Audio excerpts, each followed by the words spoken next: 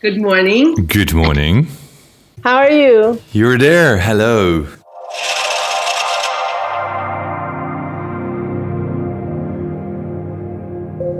A simple sutra could change our world. Change your breath. Change your mind. Change your mind. Change your emotions. I felt if we could spread this, the universe would be a different place. These are the words of Rajshree Patel. She's one of the most influential teachers in the field of personal and spiritual development. She's traveled all over the world teaching the art of living programs about health and happiness, love, joy, peace, and the mind. She was born in Uganda, lived in India, and finally became a lawyer in California. But her life changed completely when she met Vedic master Sri Ravi Shankar. She became an art of living teacher, and ever since, Rajshree has been teaching a message of love to the people of this wonderful planet. I'm honored and very grateful to have Rajshree Patel in our Master Your Mindset podcast. We're so happy to have you on this Master Your Mindset podcast today to talk about with you about the event which is coming up in September. You will be performing in September at the Happiness Festival. Yes. And you will also do your own event at the end. I think it'll be the last weekend of September. That's correct. And I have heard it's a new kind of training, new kind of event. You did some new stuff. What can we expect this year? So, good morning first, Michael, to you and to everybody there in the Netherlands. Happy to be here. And yes, you're correct. There are programs with the Happiness Festival, and I'm doing something also on my own. What to expect this year, I guess, is in some way a surprise to me in that they're looking to go outside of just the conversation on breathing into a little bit more on meditation, more personal question and answers about the people's own practices, their own journey, where they get stuck and how to really get out of it. One of the things I think that I bring to the table is I take so much of the ancient wisdom, the tools, the techniques, the meditations, the breathing, the wisdom, and make it very practical in walking an individual through their own challenges, wherever they might be. Mm-hmm. So, why is breathing so important for us? Well, the obvious Otherwise you die. Yes, exactly. The obvious is otherwise we die. But the not so obvious, the amazing secret in breathing is as valuable as it keeps us alive, metaphorically speaking, and of course, literally speaking. We have not really realized that breathing has the power to impact our perception, our outlook, our mindset, move us from a stuck, conditioned mindset to a more expansive mindset.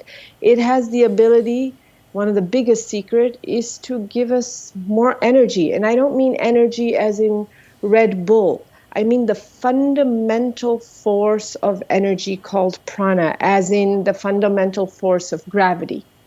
And energy is the basis of everything. The more energy you have, the more you can, if you wish, accomplish. The less energy we have, the less we accomplish, even though we may have a lot of skills, abilities, and resources. A tired mind just doesn't function at its optimum. And breathing is the simplest, easiest, fastest way to turbocharge a mind into optimum function. You're talking about the mind. What do you mean by the mind? Can you explain that? Sure. So if we stop to think about it, who we are, the layers of our life, is made up of something we see, touch, and feel, the physical world, if you will, the world of matter, objects, things in front of us. But really, the driving force behind what we do, what we see, is the internal faculty, the cognitive faculty called the mind.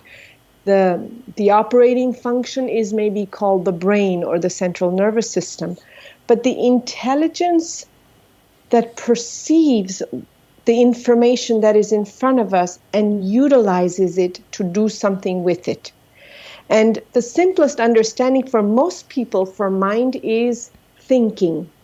It's one aspect of mind, but certainly not the only aspect of mind. And what bothers us and what we identify our sense of who we are is with mind or thought. If, Michael, we're having a good thought, or you are having a good thought internally, someone is enjoying this podcast, then they are feeling good. I feel good, we say. And if I'm having negative thoughts, then I say, I don't feel good. And our thoughts do drive what we see, what we experience, and in fact, what we create as a result in our life. So in this conversation, at least, I could simplify to say mind is thinking and thoughts, and the process of perceiving and the ability to change that around is tied to the breath. So where do our thoughts come from? That's the sort of the $1 million question, if you will. Well, let's say, is it in your head, in the brain, or is it outside of us? Well, where is the life of a fish? Is it in the fish or is it in the ocean? Is the same question. Where is the mind? Is it in us or around us, or a combination, or both? Mind is a field. Thoughts are not something limited to this little bulb head called Rajshree or this little bulb head called Michael. Thoughts are waves of electrical impulses of intelligence which are moving. In a sense, what I'm speaking is a thought spoken out loud. And it's a wave that's moving through. And if you have the right frequency, we catch a thought or words that are moving. So if you can imagine a radio frequency, a radio wave, you tune the radio to the correct frequency, you catch it. And so, in a sense, there's no such thing as Michael's thought or my thought, yet we identify to it that way. And everything from food, environment, the day, the weather, the company we've kept, influences the frequency at which we capture the thought. And some thoughts we identify with, and some thoughts we're not even aware of, and some thoughts just we let pass by. Interestingly enough, you can measure thoughts. As I said, they're electrical impulses of intelligence. An average amount of thinking for a man is somewhere about 60,000 thoughts. They think a little less than women. Women have about 80,000 thoughts because they're emotional. And if you ask either, neither is really aware of more than a handful, and we're bogged down by those handful of thoughts because we only are aware of the thoughts on the surface, like the waves of the ocean. To call the ocean the wave is partly true, but it's certainly not the breadth and the scope of the ocean. So, can we choose our own thoughts? Let me put it this way. Many people have negative thoughts or are depressed. In the Netherlands, over 1 million people, which is 1 out of 17 people in the country, they use pills, drugs, because they're depressed or having burnouts. Why is that? Yes, so very important question. Number one, where do thoughts come from was your original question. The second question was, can we choose our thoughts? And why do people have negative thoughts? So we can certainly influence our thoughts. The first thing to recognize is only after a thought has arisen do we realize we had a thought. So number one, it appears as if we don't even know where thought comes from. They come from somewhere in the deeper layers of our consciousness of who we are. And only when it reaches on the surface of the ocean, the bubble, if you will, or the wave, then we realize it. So that's the first thing. Where do they come from is a good question. And if we don't know where they come from, how do we influence thought? So as I said, what you eat, the company you keep, the weather, your own choices of the environment that you move in, all influence the way your thoughts move, because it's an energy that gets locked and expressed in a certain way. So if you wanted to experiment, if you're feeling really negative, a lot of negative thoughts, for 1 or 2 days, you would simplify your diet. If it's very dense, very heavy, very fat rich, simplify it to maybe more vegetarian, cooked, warm, soupy foods, or juice for a day. You would see that you would change the intensity of the thought, the number of thought, and potentially move it from negative to something more neutral, or actually even start to say, wow, I don't feel so bad. It is possible to influence them. And the simplest way to do it, or the fastest way to do it, is breathing, is meditation, is yoga done not just for the purpose of building muscles, but yoga done for the purpose of bringing awareness and consciousness to our body. So a second thing that changes thoughts very quickly is just your attention. What is happening is, pardon me, the thoughts are running themselves and we are not conscious of them. If you're having 80,000 thoughts, something is constantly driving this machine and you don't know how to stop it. So a little awareness, the ability to close your eyes and to agree to let thoughts come, just 2 minutes, 3 minutes, 5 minutes, whatever they are, without judging, without feeling like this is me, this is good, this is bad. Just, let me see, like you watch a movie with the distance. That alone changes the way the thoughts are moving from negative to positive, and if it's positive, to more energetic, dynamic, positive thought. Does that make sense? That makes sense. Yeah. You mentioned the 60 and 80,000 thoughts. Is that per second, per minute, per day? So that's in about 8 hours or so. Okay. Yeah, which is a lot. That's an entire book, Michael. Every day we are writing a book in our head. Mm-hmm. Nobody's reading it, including ourselves, because we're not aware of it. Mm-hmm. And then we write the same book. The unfortunate thing is we have the same series of thoughts, more or less, again and again and again. And if you think about the amount of energy it takes to drive a computer, if you had 20 or 30 or 100 apps open on your computer, on your laptop, you can see how quickly your battery would run out. In fact, it would slow down all your applications, the useful ones and the not useful ones, meaning the positive or the negative, correct? For the hard drive to really function, somebody would suggest, or you would on your own, shut down or close some of the apps that you don't need. And you would plug in your computer. Well, the mind is our hard drive. It's our computer. And nobody has ever really taught us how to close apps. We're thinking about yesterday and day before and a year ago and 10 years ago, and thinking about tomorrow and the day after and the something that has or has not happened. There's 100 different files open. And we don't know how to shut it down. And the truth is, sleep is supposed to help us shut it down once a day at least. And we're supposed to recharge once a day at least by sleeping 6-8 hours a day. Unfortunately, that is one of the last things that most adults are able to do. A natural phenomenon of sleeping requires an entire pharmaceutical industry to function, called sleeping pills, to sleep. And then that's artificial. Mm-hmm. It's not really shutting down the files. It's just putting a lid on it.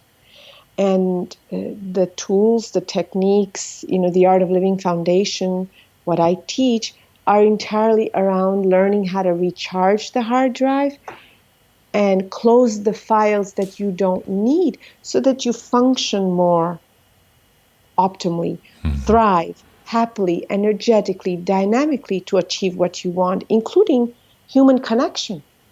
how we connect with family, friends, people around us, strangers, is entirely dependent on how we feel inside, how our thoughts are. And, I don't have to tell you, you see what's going on in the world today. And that's a direct consequence of extreme stress, inappropriate thoughts and thinking that lead us to do things that are harmful to themselves and other people. You travel a lot around the world, do you? I do. And you teach a lot. Yes. And I get many questions as well, like, why, if there are so many people like you teaching happiness and joy and compassion, why do we have so much war, conflicts, people fighting each other? Why? Rajshree, please tell us, why is that? And how can we live with that? So, look, there's 8 billion people on the planet. If each individual took responsibility to keep themselves happy and just their family members happy, we would have this question non-existent. We wouldn't have to worry about it. But that isn't the case. You have people on the other side promoting hatred and violence, and it's our responsibility on this side to keep doing our work, to keep talking about happiness and joy and connection and the greater, wider picture. Human consciousness has to be expanded. You don't educate a village, literacy, I'm talking, all in one day or all at once. There will be some who will not be willing to learn, some who cannot learn, some who are too young, some who are too old. Time is required, patience is required, persistence is required, and a consistent effort, enthusiasm from our side to do what we know we can do. And imagine, Michael, if we didn't do what we do, it would be worse. Absolutely. So it may not be perfect, but it's better than what it would be if we didn't do what we're doing. What advice would you give to people if they ask you how to handle all the violence in the world? Because I get questions like, you teach all those happiness, but when I read the news and I watch internet, I see all the cruelties. How to handle that? So, number one, you have to go back to the tools and the wisdom that you know. You have to become centered. Becoming part of the agitation only adds to the agitation. So don't focus on that. Exactly. Don't focus in on the negativity as a way to induce more fear in you, but see the negativity as a way to recharge yourself to saying, I can do something about it. I will do something about it for me, my family, and maybe my neighbor. I will go out and take a step to support a stranger today. It's a place for you to become more dynamic, not more fearful, to hold your strength and your courage in what you believe in and what you know to be the bigger picture in life and move forward. And the second thing is, as terrible as things are in the world, if you look, there are that many positive things there also. The sun is still there. The nature is there. We have a planet to live on. We have the ability to discern and to be responsible to make the nature and the planet move forward. We have our health. We have friends and family. We have the power of prayer. This is all the positive side of things. And of course, we must question violence and death. But we should also be grateful for birth and joy. It's the other side, and it's to be used as a way to become stronger, not as a way to become fearful and weaker. I think. Yeah. I received another question. These are the hard ones. I'm very happy. I make a lot of money, enough to have a comfortable life, but then you have so many poor people in Africa, in the Middle East, children who suffer from war and pain. Yes. And it makes me feel so unhappy. What should I do? Okay, so come out of your comfort and do something about it. Expand your sense of family and expand your sense of community. If you're living in Netherlands and you stretch that you are not just part of the small family or the nation of Netherlands, but you're part of the globe, and that no corner of the world can be left unattended to, because sooner or later it will land up in the corner that's very close to you in Amsterdam. If you expand your sense of awareness of family and community, you will naturally see, oh, what more can I do past my own comfort, health, well-being, finance, children, parents, etc. It's time to give back. The world is not compartmentalized. There's no such thing as I am sitting in Los Angeles and you are sitting in the Netherlands someplace. There are no boundaries. Today we communicate with each other faster than we ever could. I can speak to you and someone in Africa in the same exact moment. We are so intertwined, so interconnected, not just on a physical level, not just in terms of technology, but if we look at deeper layers of who we are, the air we breathe, the space we live in, the nature, the water that we drink, sooner or later will come from me to you and you to me and in and out of Africa. And we need to start to see the wholeness of life today. The thinking of individual, compartmentalized,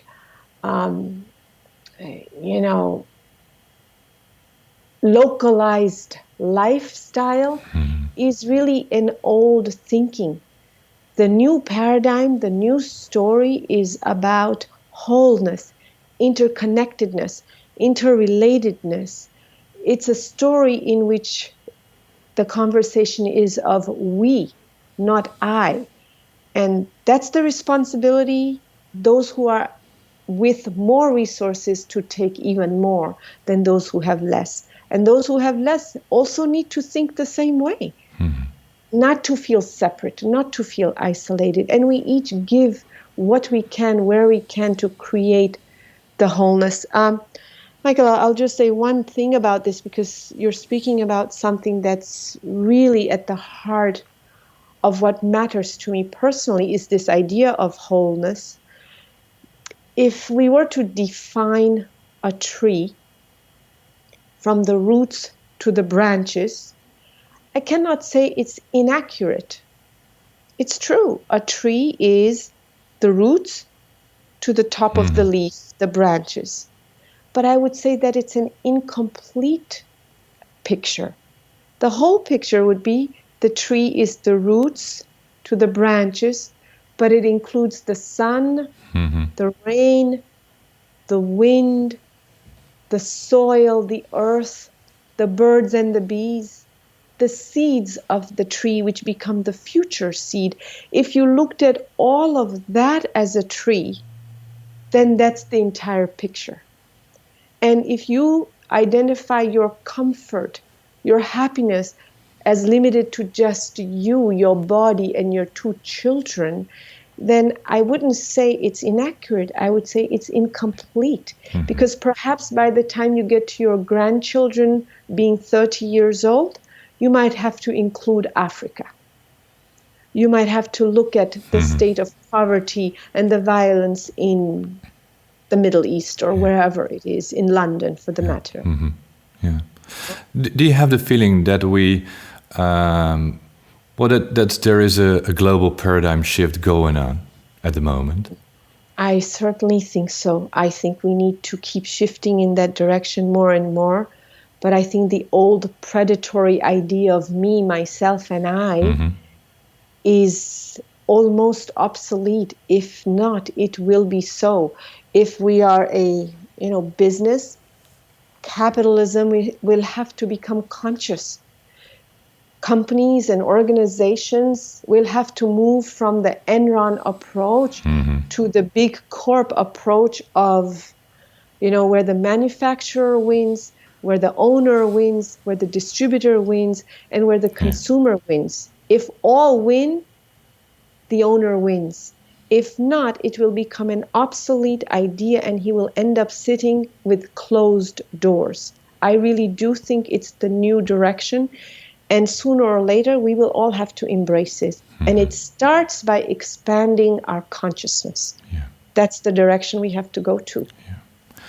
How can we live more out of love and less without fear? The thing to remember is love is our nature. It's what we're born with. It's who we are.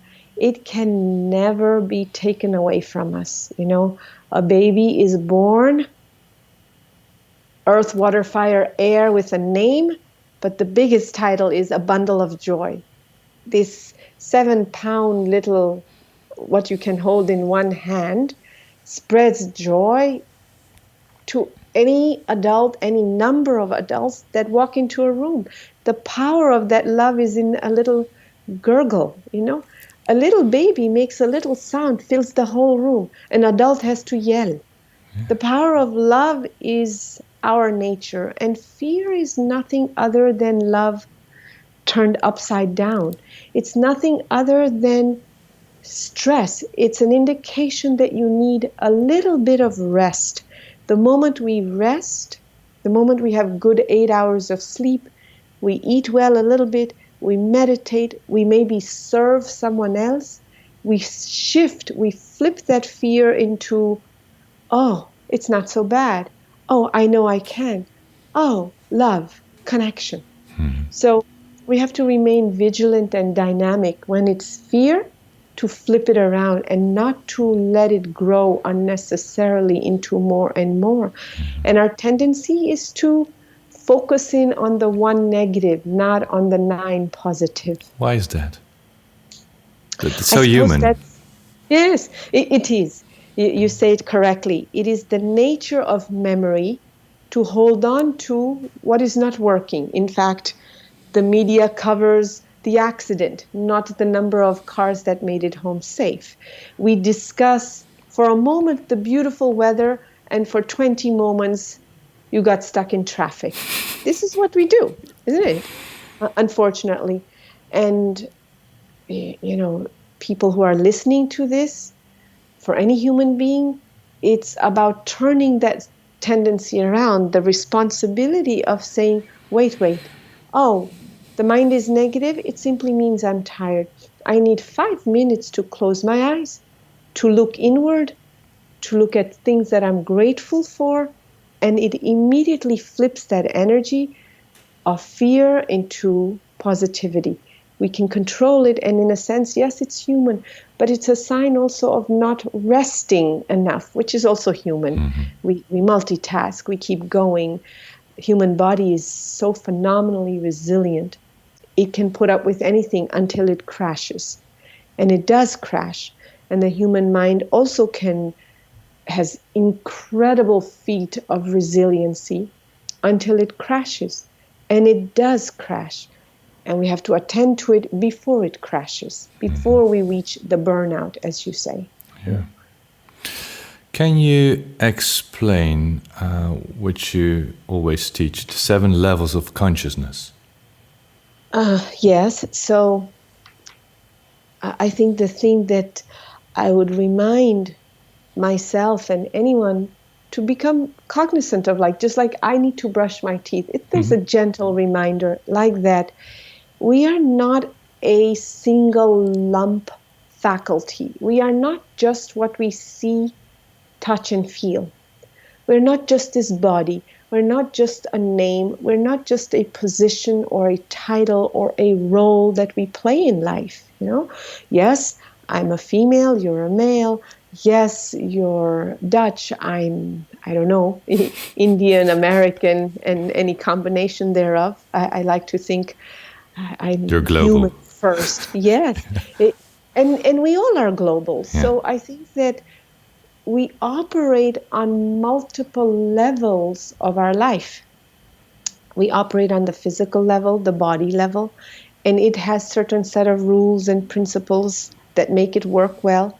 But then we operate on a mind level, meaning the consciousness which is simply perceiving and taking in all the information.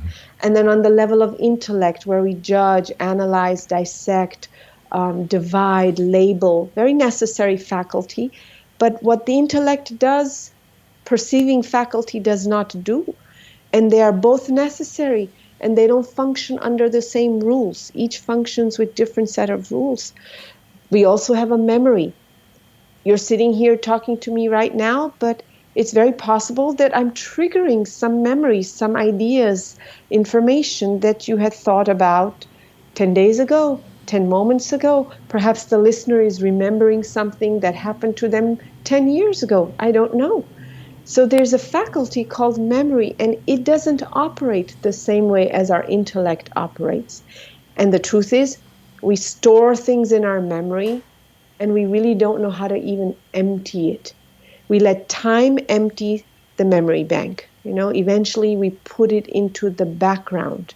We don't empty it. It's a photo album full of old pictures. We just keep adding new pictures. But it takes a lot of energy to keep pictures you don't want, that have faded, that were negative perhaps, that didn't work for you. So there's this faculty of memory that we're operating in simultaneously as the intellect, as the body, as the mind. There's the breathing faculty. It's independent on one level, but tied to all the rest, as each other are.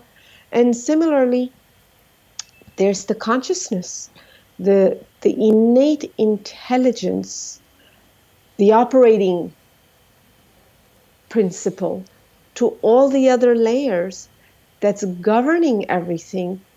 And we hardly remember that we are that also. We remember in the morning, maybe when we look in the mirror, oh, I'm this body. And maybe when we have some thoughts, we remember, oh, I'm also my thinking. And when we have some feelings, I feel well or don't. So there's some subtle remembrance of this feeling aspect of life. But I don't know that we remember, oh, there's something even bigger than my thinking, my opinions, my likes, my judgments, my relationships, my roles. I'm a boss, I'm not a boss, I'm a girl, I'm a boy, I'm a mother, I'm a father. Oh, I am this consciousness, this quality of love that I was born with. And it's full of acceptance and kindness and connection and patience. And when I get a glimpse of that in my own eyes or in someone else's eyes, I become bigger than all those roles that I thought I was a moment ago. And part of the work I do, whether it's individually or in my programs, is to remind myself and, of course, whoever is in front of me, that we're far more than what we think and feel and label ourselves to be. And that as we are really perfection. And if we had that, I tell you, conflict internally and externally would minimize. I really do believe that. And perception in life is everything. There's no truth. Everything is perception. Yeah. Perception and conditioning. Yes. So whatever Michael believes, he perceives through that belief system, the conditioning. Yeah. And it's true for him. So why not believe what would work for us rather than what doesn't work? So then you say you can change your belief system. You can change your conditioning. You can change the way you've been programmed. Absolutely. Absolutely. Otherwise, there's no point to, quote, growing older and, quote, wiser. Yeah. The whole journey in life is to truly become an independent thinker, to move from conditioned mind, a mind in which we took on assumptions and beliefs and ideas, not consciously, unconsciously, just by the act of growing up, mother, father, school, teacher, media, pop culture, television, movies, your friends, unconsciously stuffed a whole lot of ideas which became, as we got older and older, more dogmatic or conditioned or religious, my truth, and it's how it should be. The more entrenched we are, the more conditioned we are, the more violent we become in wanting to uphold that truth. And I think that the journey in life is to mature and to grow older and to start to expand that conditioned mind, that belief system, and allow for something new to come in, if not for yourself, but let it exist for someone else, because there's 8 billion people. That means there are 8 billion religions, 8 billion moment-to-moment truths that operate. And if we could allow room for that, then we would say there's no need for me to destroy nature, animals, or people, or ideology. You see? You just have to believe. Yes, Yeah. you do. Yeah. You do. And you have to expand your thinking. Yeah. Look out past the small little me, into something bigger, into the horizon a little bit. Is this basically the teachings of the art of living? These are the teachings of the art of living, and the art of living teachings originate in the philosophy of Advaita, non-dual, the oneness principle. The Vedas or Upanishads, perhaps some of your listeners would have heard about, I'm certain. And the Advaita principle is I suppose, on a scientific level, if you wanted to. I'm no scientist, and I don't mean to make a scientific statement, but the notion of, quantum theory and wave theory, and the notion of field of force at the root of things, where it's all oneness. In its particle form, there is diversity, and the diversity is beautiful. In shape and form, as human beings, in gender, race, religion, there is differences, and they are to be appreciated and celebrated, while recognizing at the field of quantum the oneness. And that is the theory of Advaita. And I think that there's no greater conversation to be had today than that, to remind people that somewhere we're connected. We're a global family, that we're part of one life and one life force and consciousness, with the ability to have differences, like a bouquet. Different flowers in one vase are beautiful. The orchid enhances the rose, and vice versa. Beautiful story. And so grateful to have you here. And we can meet you, and we all can meet you by the end of September in the Netherlands during the Happiness Festival and your own event. We will meet as well. So we can exchange breath and feel each other and share more stories. Before we close down today, what makes you happy? This makes me happy. I honestly, sincerely can say my day is the brightest when I somehow feel I contributed to another life. My life works the most when I stretch for somebody else's life. And that makes me happy. I am happy, but it makes me more happy. By the way, if I may, in case people are interested in more, it's the first time I'm doing this, but I now have a social media. Yeah, we've seen. So by Rajshree, B-Y, and my name, R-A-J-S-H-R-E-E. People can find more tidbits there. We will put on the links beneath the podcast with your YouTube channel and the Facebook page, which contains a lot of great videos as well. Thank you. And it's that same address for everything. It's changed to by Rajshree. Yes. And you're doing pretty well on social. A lot of shares.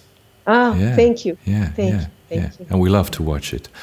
Thank you so much for having you on the podcast today. We will meet by the end of the year in September in the Netherlands. I look forward to it. Me too. Thank you so much. Have a great day. Thank you. God bless. See you soon. See you soon. Bye-bye, Rajshree. Bye-bye. Bye-bye.